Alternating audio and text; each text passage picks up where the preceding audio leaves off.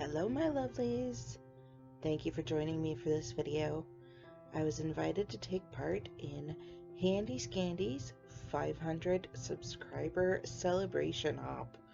I'm a little late to the party, but it's better late than never. I'm calling this the Rainbow Goodness Journal. It's inspired by a card Nancy made when she needed some rainbow goodness in her life. I'm using my 8 by 10 inch gel plate and acrylic craft paints to print the cover and several of the inner pages. I started by spreading a bit of silver paint with my brayer to get some sparkle.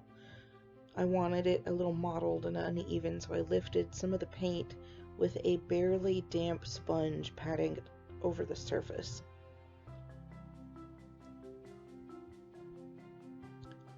Time for the rainbow. I'm dropping on some coral, pink,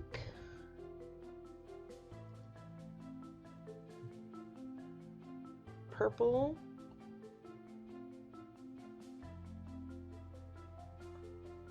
a dark teal,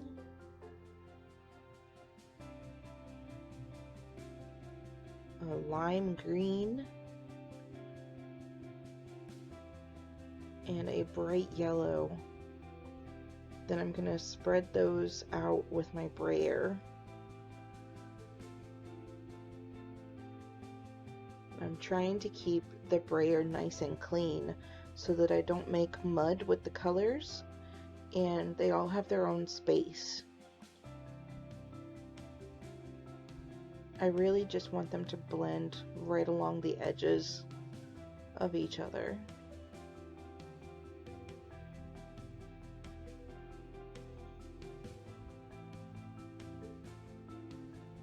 The Quatrefoil stencil that I'm using is homemade. I printed out a pattern I liked online and used a scalpel blade and a plastic report cover.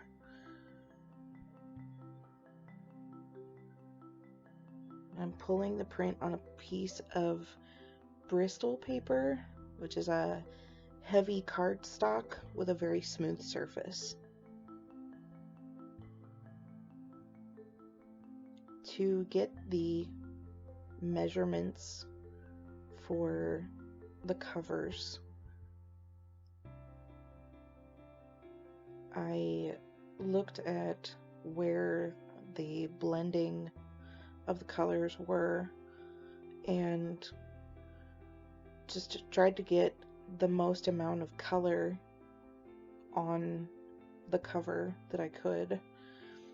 I ended up with covers that were about 6.5 inches by 6.25 inches or so. I wanted a smaller size journal, but as much of the color blending on the front cover as possible. For the spine and the back cover, I pulled a frozen food package out of my recycling bin and carefully peeled off the glossy graphic layer of the box to reveal just the white cardstock paper. And then I'm spreading PVA glue over the spine and the edges of the front and back cover. This piece of fabric is to reinforce the spine as well as create the hinges so the covers can open and close. You just need to leave a small gap in between the cover and the spine so that they'll fold.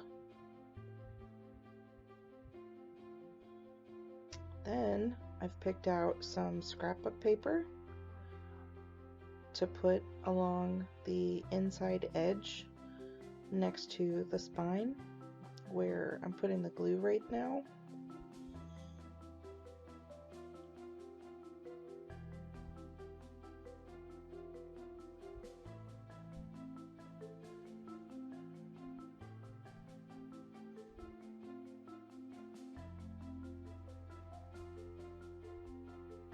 I'm using a paintbrush to make sure that that glue is in a relatively nice, even, thin layer over the whole surface, and the fabric is such a thin strip that it just barely holds on.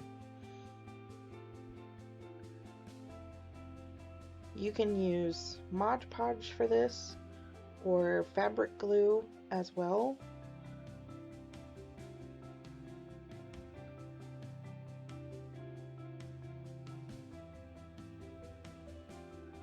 PVA glue and school glue have a high water content, so it causes the paper to buckle.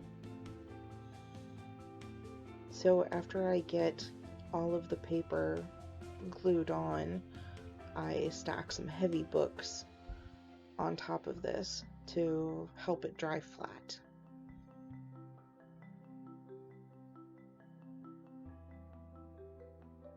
The other papers that I use on the spine and the covers are just sheets that I cleaned the brayer off on when I was pulling the gel prints.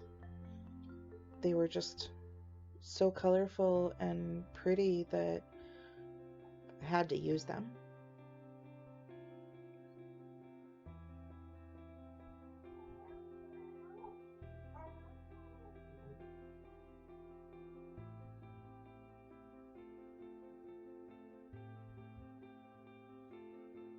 Make sure all the edges are nice and glued down.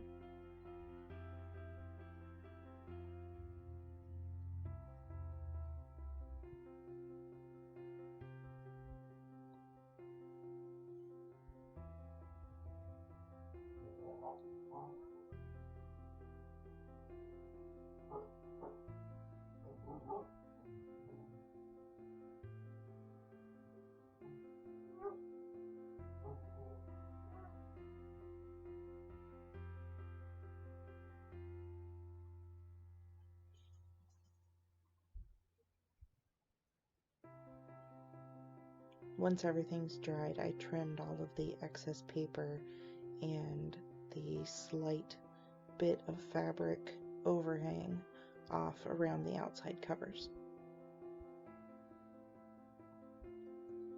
I only showed how to make a few of the inside pages. That is a piece of scrapbook paper that I trimmed down to 6 by 12. And these are a couple of pages from a legal pad that I am gluing together lengthwise to get the proper width of the page. The individual pages are about 6 inches by 6 inches, but to get that and have a fold where the binding stitches go, they need to be 12 inches by 6 inches.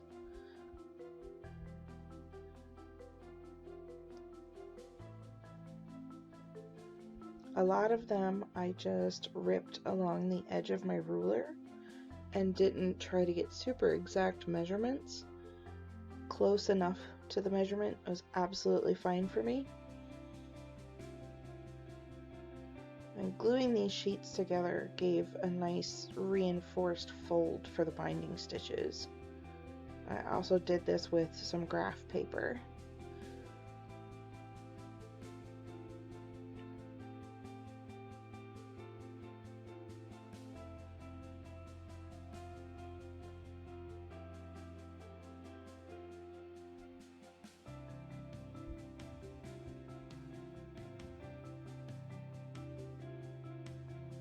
This page was made by pulling the stencil off of the gel plate while the paint on it was still wet. I put it down on a piece of paper and rolled over it with the brayer to get all of the wet paint to transfer from the stencil to the page. And I'm trying to make it the right size for a page in the book. And it's tall enough being folded over like that, but not wide enough. So I'm gluing this doily onto the other half, and it will fold in between the two,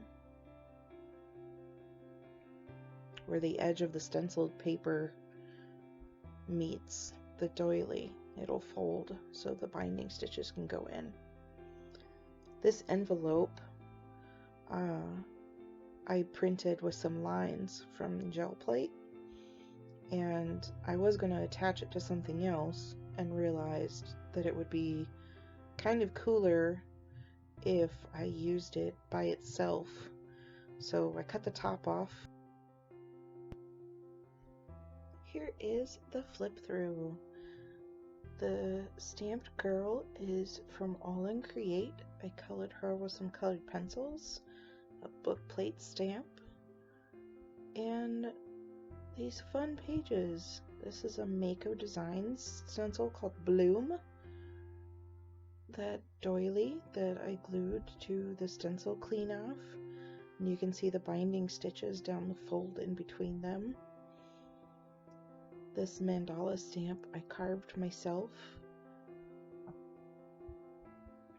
These pages you can put in any order, organize them however you like. Some scrapbook paper.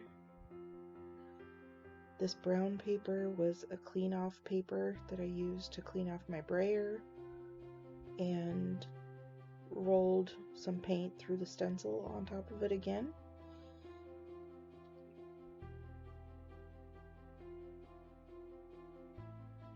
Some more gel plate pulls.